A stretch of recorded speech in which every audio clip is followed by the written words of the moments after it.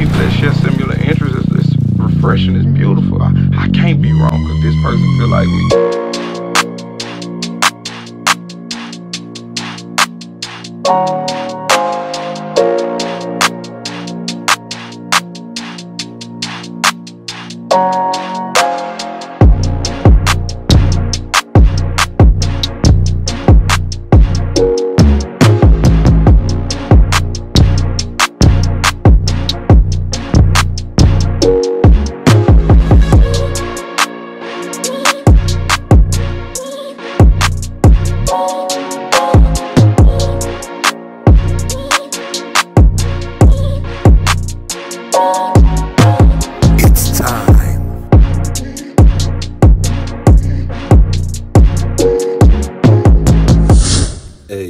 ATL.GA faithful, my people. I'm D. Douglas Carter, back on the scene doing my thing, and I just want to say I appreciate you and the work that you do. I want to chop it up with y'all on a couple topics. First, let's start with the Atlanta Falcons. I want to chop up this comparison that 2024 team could be similar to the 2016 team. And we all know we want that ring. So we're going to chop that up first. Then I'm going to give you my thoughts on the Atlanta Hawks and this whole first round draft pick debacle, in my opinion. And then maybe we'll just touch on the Braves for a second. Maybe touch on the Bulldogs for a second. But let me go ahead and get started with saying shout out to all my loyal subscribers. I appreciate y'all. You know, if you rock with me, you rock with me. If you don't, it's all good. I'm not going to worry about it or give it a second thought, really. Shout out to all the content creators that I work with. Shout out to all the ones that I don't. Shout out to everyone doing Atlanta Falcon content, Atlanta sports content, or just Atlanta content to try to bring this city together and get it back where it needs to be in the sports world, and try to bring each other closer as people, you know, and give our different thoughts and opinions. That's what I do my channel for. So starting off with the Falcons, I see a lot of similarities to the 2016 team. And I'm just going to go off the top freestyle here, so forgive me if I take a second to think. We'll start off with the offense. Kirk Cousins, Matt Ryan. Matt Ryan, pretty much the undisputed best Falcon, longest tenure, has the most accomplishments. And then you got Kirk Cousins. They're similar athletes, in my opinion.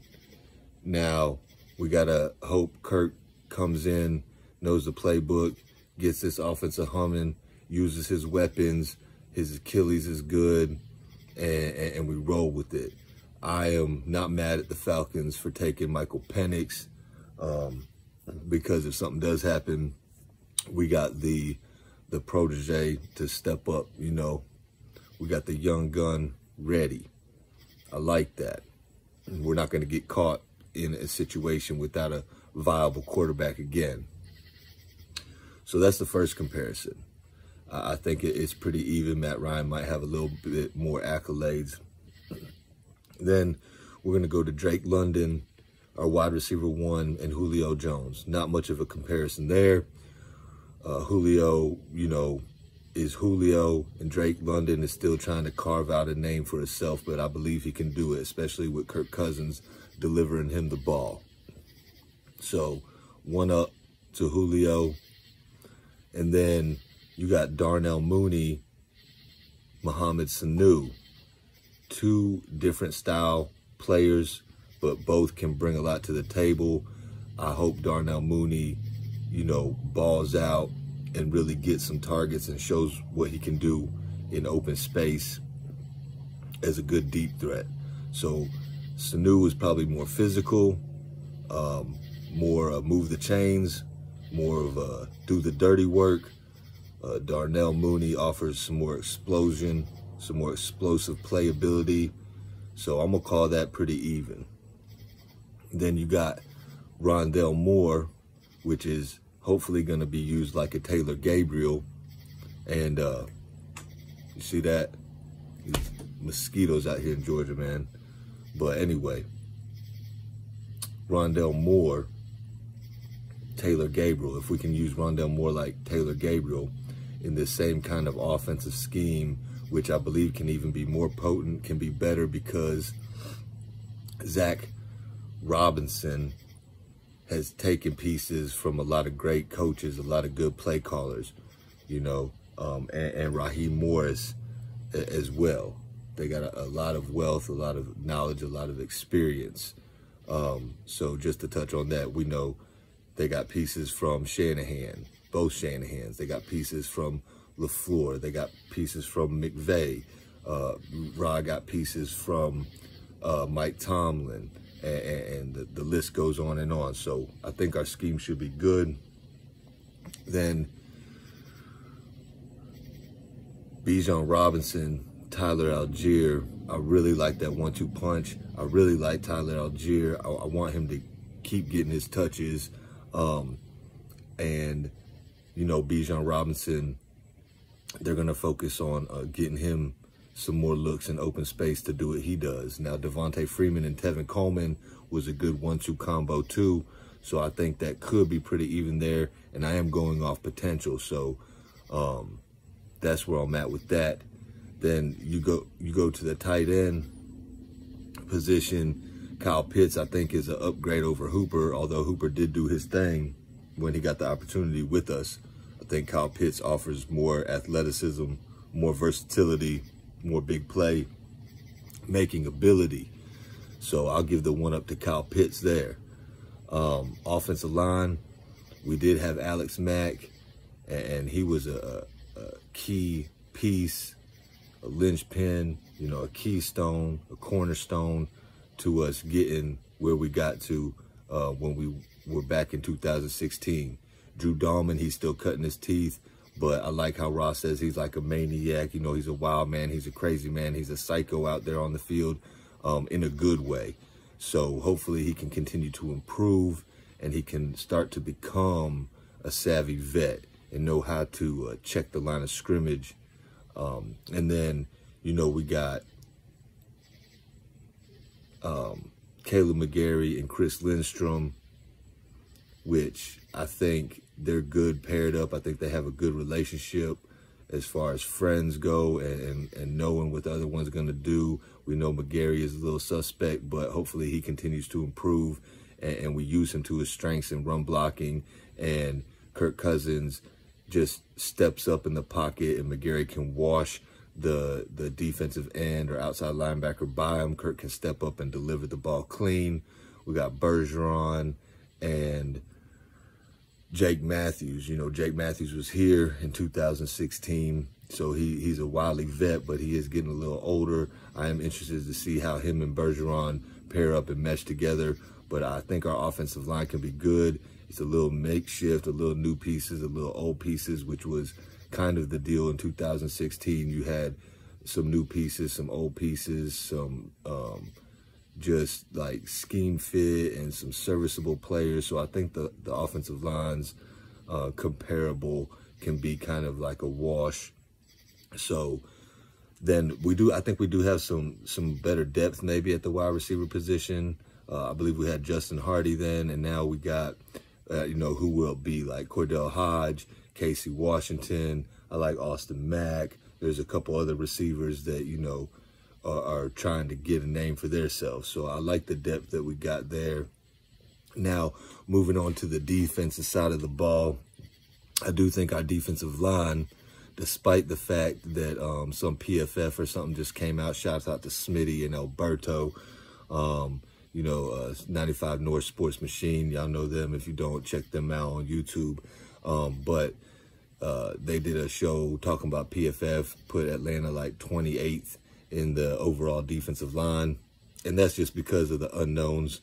But I think if Braylon Trice can step up and kind of be like Vic Beasley was for us, then we could be cooking with fish grease. We could get this thing rolling on all levels and start steamrolling and really make a name for ourselves on defense.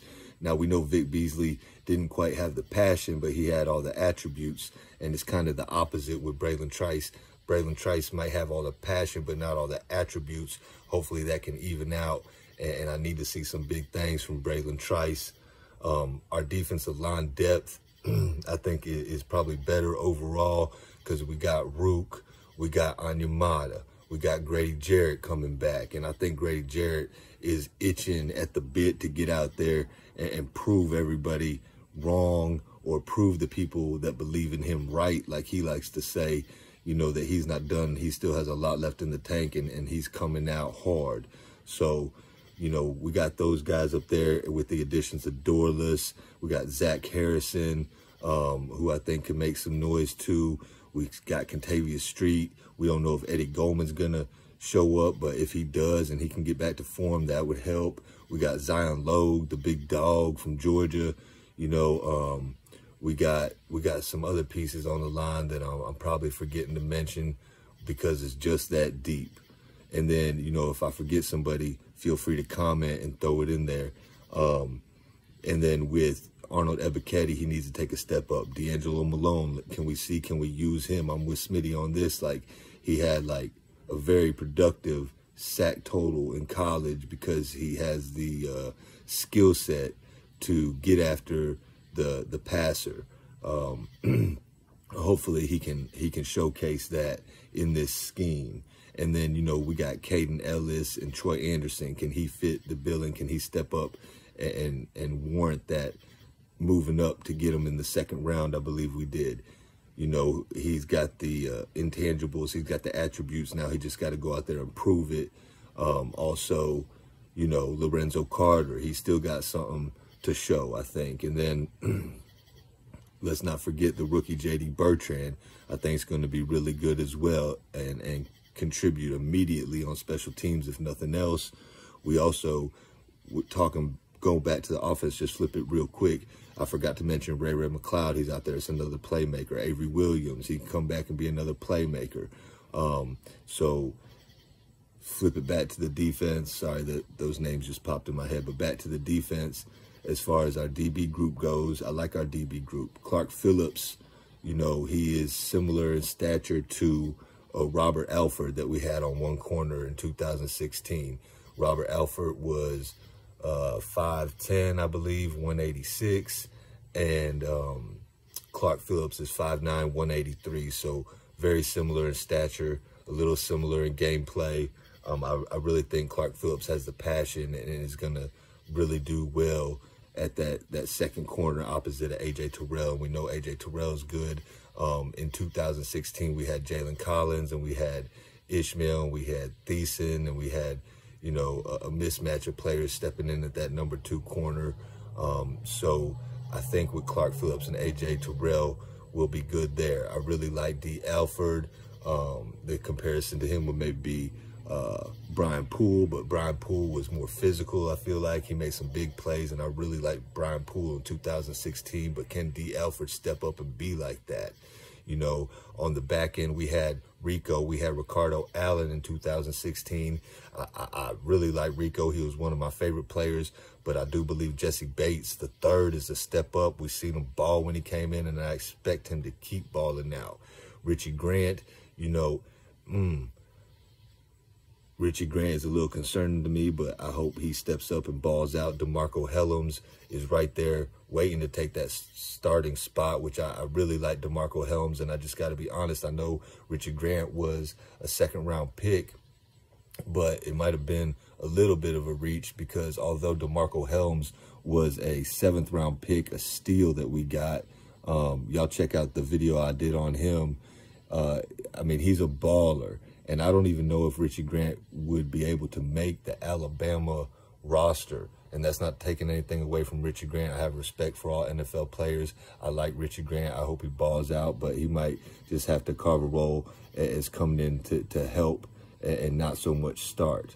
So when you look at Jesse Bates, you look at DeMarco Helms, you look at Clark Phillips, you look at D. Alford, you look at A.J. Terrell, and then you still got Mike Hughes, and then you got a couple other vets to see if they can add something in there with Hamilton and King and see if they can make the cut.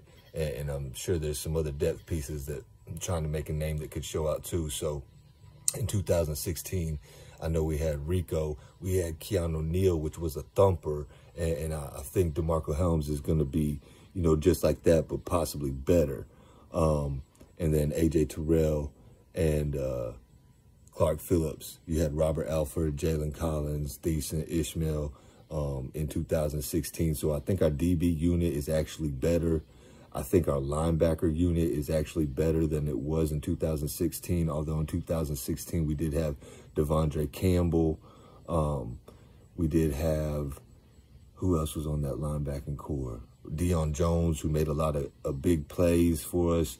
And I know we had like Brooks Reed, we had Paul Warlow, you know, and like our depth wasn't that great. We did have, I think, Babineau up front. We still had Grady in 2016. And we had, I think, Jackson and Claiborne. Claiborne was a nice piece in 2016.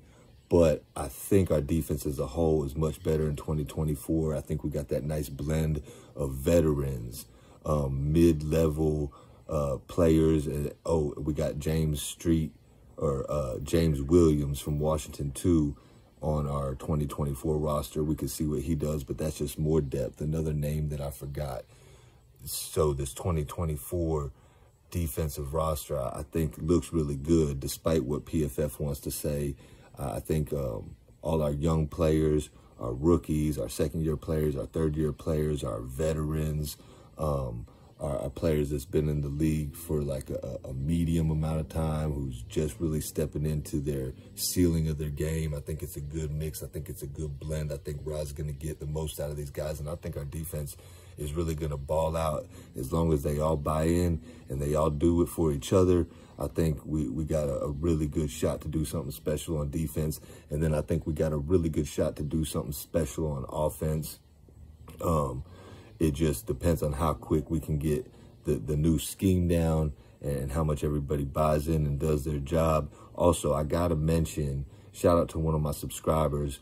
The name slips me right now, but I'm going to do a video because he requested it on Charlie Warner. And then I was thinking, okay, Charlie Warner, and then also John Fitzpatrick. Both these guys are local guys. Both these guys went to school, high school in Georgia. I think Fitzpatrick went to Brookhaven, and then Charlie Warner, he went to Rabun County, which I know that county, and he balled out in Rabun County in high school. Both of these tight ends went to UGA and was Georgia Bulldogs, so you know they're doing big things. And now we got both of them on the squad behind Kyle Pitts, who is that weapon, that threat. And then you got Charlie Warner and Fitzpatrick that can be serviceable in the pass game. Like, don't forget about them, because they might do like Hooper did and just run down the sideline wide open for a touchdown, because they both got ball skills, but they're mainly going to be used to block and seal. You know what I'm saying? So I'm going to do a video on Charlie Warner and show y'all just what kind of athlete this guy really is, because he's underrated as a tight end, as a playmaker, and Fitzpatrick as well. But our offense can be explosive, is the point that I'm making. Like, really explosive. And our defense can do big things as well. Like I said, it just depends on how quick these guys can get things rolling together and everybody be on the same page with new coaches and new OC and, you know, new DC. And we'll see what Mr. Lake has in store. But we do have Gray, who is a veteran and knows what this group is capable of. So I'm excited about our Atlanta Falcons. I think the 2024 comparison to the 2016 team, I do see a lot of similarities, and I think we can make a run into the playoffs. I think we can get back to the Super Bowl. I think we can get that Super Bowl ring, and go ahead and put that up on the mantle. You know what I'm saying? Put that trophy in the case, put that ring on the finger, and bling blow in everybody's eye, and then everybody can shut their mouth about the Atlanta Falcons. That's what I want to see. You know, let's get that ring. Let's finish the job, like Raheem said. Let's finish the job and shut all these haters' mouth. Now, since I did that, I'm going to try to touch on the Atlanta Hawks right quick. I think the Atlanta Hawks ownership is a joke. I don't know these guys personally. Just my gut instinct tells me when I look at Tony Wrestler and listen to him speak that he's one of the main reasons why nobody wants to come play in Atlanta. Yeah, we know about the Magic City reasons. Yeah, we know about the baby mama reasons. Yeah, we know about all that nonsense that goes on outside of the actual sport. But I'm saying I don't think our ownership really cares about winning. I don't think they want to win. I don't think they know what they're doing. And until we get new ownership, I think it's going to be a very tough, hard time to be an Atlanta Hawks fan. Now, we had the #1 draft pick. Sarr was the best player to me. We needed a big. We needed a 7-foot center that could shoot, that could have ball handling skills and passing skills and defensive skills where he could block shots. That was Sarr. That he was right there. Sarr doesn't want to be here because his agent doesn't want to work with the Atlanta Hawks. Does his agent not want to work with the Atlanta Hawks, or his agent doesn't want to work with ownership because his agent probably is looking like the thing is a mess, and the agent, Bill Duffy, he's probably a mess too. I don't know these people personally, of course, but you know, the business just looks shady. It just doesn't look good. I like Kyle Korver. I know he's on the team, and then you got Kyle Korver on the team as far as the front office goes, but Landry Fields, it doesn't seem like he knows what he's doing either. We got Zachary Richechet, or however you say his name, and that's cool. Young kid, got a lot of talent, got some accolades, can be a good wing. You know, they say 3 and D. Like, okay, that's good. You could shoot the 3 and you could play D. You're going to have to put on some weight because if you don't, you're not going to really cut it in the NBA. You got to not just put on weight, you got to put on strength. And I hope the young kid does. He seems like he has a good attitude, and he said, you know, he'll do whatever it takes to be great. So I like hearing that from him, and shout out to him. Congratulations on being the #1 overall pick. Welcome to Atlanta. Come in, sir, do your thing and ball out. Now, as far as the rest of the team goes, I like DeJounte Murray. I'm cool with Trae Young. I like Jalen Johnson. Are we going to keep Sadiq Bey? I know they just moved off of AJ Griffin, I think, which is fine because, like, all of a sudden we got, like, a lot of players that we don't necessarily need. We needed a big. So are they going to go out and get a big? Or are we going to get a 7-foot big that can bang with some of these other bigs in the league? Because that's what we need, in my opinion. Everybody makes it more complicated than what it is. It's like that old saying, KISS, keep it simple, stupid. Not calling anybody stupid, but I'm saying keep the formula simple. Like DeJounte Murray and Trae Young, they're cool with each other. Despite what people say, they're okay with each other. They can make it work. They might need a little time, you know, to get each other's styles down and see what works best. But with Trae Young and DeJounte Murray, you got two of the best point guards in the league, in my opinion. One's better at defense. One is better at creating his own shot and hitting, you know, logo threes or whatever it may be. In Trae Young and DeJounte Murray, you know, he got that mid-range on lock. You got Jalen Johnson, who's a budding star, and now you add Zach. I'm just going to call him Zach for short because I don't do the French names like that. But you got Zach over there. Maybe he can make some noise. And then you had the Hawks, man. We need new ownership. Bottom line, I think we really need new ownership, and that's where it all starts from. We need a new GM. I'm not too sure about the head coach. Maybe he's good, maybe he's not, but they need to figure out a direction. They need to let the fan base know. They say that they want to win and all this stuff, but until you let the fan base know, until you actually show it on the court and actually run this thing like a legit contender, you know, holla at me when you make it to the playoffs. And I'll be keeping an eye on you. So that's my thing on the Hawks. That's my thing on the first pick. Like, I hope he comes in and does good.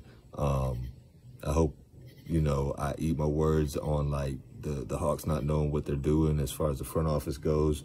But I doubt that's going to happen. But I'd be happy to eat my words if it meant that the Atlanta Hawks were finally true contenders. Braves, you know, they're doing their thing. I expect them to be in the thick of it at the end, just like they always are.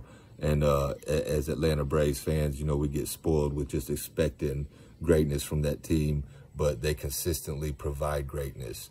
Just like the Atlanta Hawks consistently provide head-scratching moments, the Atlanta Braves consistently provide greatness. And then, you know, the Falcons is up and down, up and down, up and down. I think we're about to be on the up, and I think we're going to keep it continually growing and get some stability back in the Atlanta Falcons franchise and take the NFC South over and make a strong run for years to come. Georgia Bulldogs, I expect them to go ahead and get another national championship this year because the Georgia Bulldogs is the Georgia Bulldogs. I don't really need to say much more about that. And then on the soccer tip, United, I'm not really sure what's going on. I haven't really been keeping up with that, but I think they've made some moves and let go of some key players or are planning to. But, hey, Atlanta United already got a championship, so, whoa, it's all good there. Anyway, just want to chop it up with y'all real quick. This video a little longer than I usually like to do, but it is what it is. I appreciate all y'all. I'm going to end this video like I end all my videos. Thank God works. And I hope you have a blessed rest of your day or night. 1.